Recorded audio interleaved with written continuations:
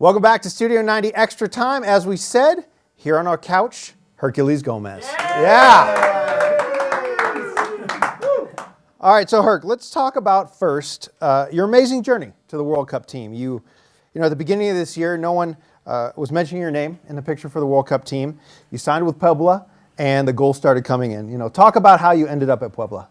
Well, I think the key to everything was that I hold a Mexican passport, so that made it really easy. I had played Superliga in the MLS for some Mexican teams, Superliga in the summer, and I drew interest from a few clubs. But really, Puebla was the only team that was willing to kind of give me a chance. They signed me on a 6-month deal, and it was really like they just took a chance. And if it panned out, it panned out. If not, I'd just be one of many players that gets an opportunity, but didn't achieve it. So I was very fortunate and lucky enough, good things happened.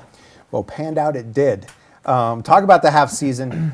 You kept scoring. We up here in the United States, well, we're in South Africa right now. But back in the United States, we kept hearing Herculez scored again, Herculez scored again. Must have been crazy down there. Yeah, I mean, especially in that culture where just, football's life. It was such an amazing experience being in a city where pretty much just thrived on the existence of the team. So to kind of come in and contribute was something special. And not only just contributing, but just the way things were going.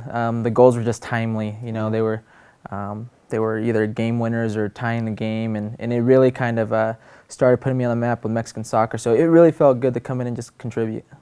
Now, when did you think, man, I hope Bob Bradley's watching a couple of these games? By the way, Bob watches everything, so you probably knew that. But when did you think maybe I just might get a call up here? To be quite honest, I think we had 17 games this year, 17 in the season, and it wasn't until about like 15, 16 that I started thinking like maybe there is an actual chance. Yeah. But I was getting a lot of attention from the Mexican media down there, and they were asking me, about the situation in the States and if I've received any news from Bob Bradley. And I never really kind of thought anything of it until I started speaking to family and friends down here, and they were like, hey, your name's popping up all over the place here. And that really threw me off guard, and that's about the time I started realizing like maybe there is a possibility. Now, you eventually did get the call up into the pre-World Cup camp, 30 players.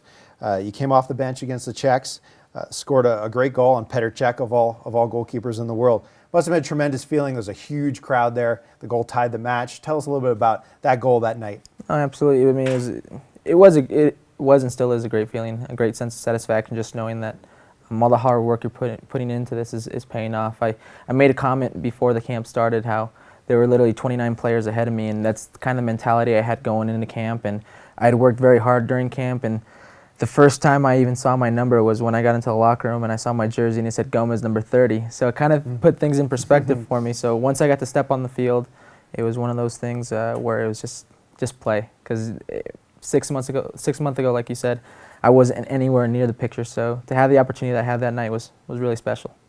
Well, let's talk about that night, or the early morning, really, because the World Cup team was going to be picked just hours after that game.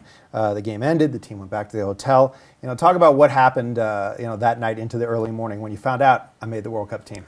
Yeah, Bob had told us before that there were going to be decisions made after the Czech game and before the Philadelphia game. So we kind of had in mind that night things would get determined. Go to the dinner, and we're thinking like they would have already had their minds made up. And we had dinner, and I just remember in my head I can hear like a tick-tock,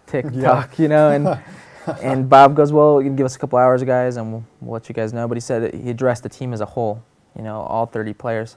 So needless to say, it was a nerve-wracking couple of hours, and finally, we got a phone call, and it said, we have to meet in so-and-so room, and I didn't know whether it was a good news call or a bad news call, and as I approached the elevator, and I was just kind of walking with some of the guys, like Jonathan Spector and Gooch, some of those guys, I started getting a sense like they wouldn't tell me no in front of these guys, right? So I started. You're like, I think Gooch made the team. Yeah, I'm gonna stay right next to him. So I walked into the room, and Bob greeted each and every one of us, personally, and said, "Congratulations, you're going to the World Cup." And it was one of those moments where you kind of wanted him to repeat it, just so you make sure you're hearing the right thing. Now, this is a bit of a Cinderella story, as everyone knows, but not totally. I mean, you've had a solid MLS career. You had some great run for the Galaxy there. And, you've played for a lot of clubs. You've had some ups, some downs. A lot of players have. But the timing of this was just perfect. Just talk a little bit about having, sort of an up at the exact right time.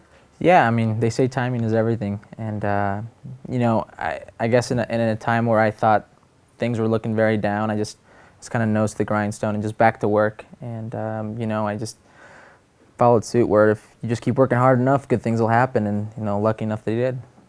I bet 6 months ago you didn't know you'd be on Studio 90. Absolutely not. You're probably like, I don't know about the World Cup team, but if I could get on Studio 90, comes one and the same. All right, so Australia, the U.S. team won 3-1 just the other day. You got on the field again. Only with 8 minutes left, you scored again.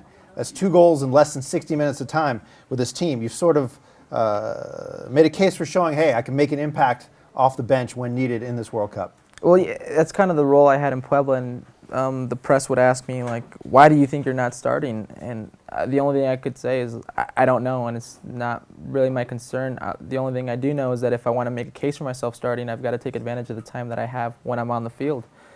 And, it's the same thing here. If coach feels that I'm better used as a sub, then, I'm going to use all my efforts and all my concentration to be ready for when the opportunity comes, because I know it's not easy to play for your national team, let alone in a World Cup. So it's gonna be a true test, and if I can contribute in any way, you're gonna best believe that I'm gonna try my best.